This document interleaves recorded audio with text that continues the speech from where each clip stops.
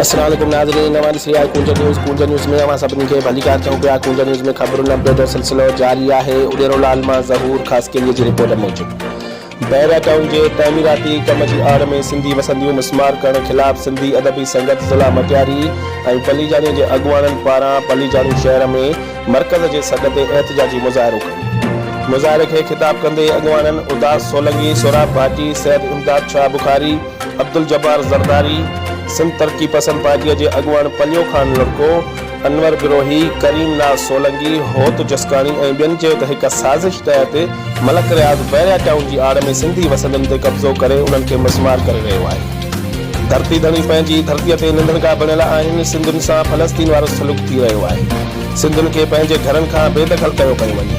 उन्हनि chief justice खे appeal कई त फौरी तौर नोटिस वठी बहरिया टाउन जे अमले मथां क़ानूनी कार्रवाई कई वञे ऐं सिंध में जेकी बि सिंध दुश्मन रिथाऊं आहिनि उन्हनि खे फौरी तौर बंदि करायो वञे।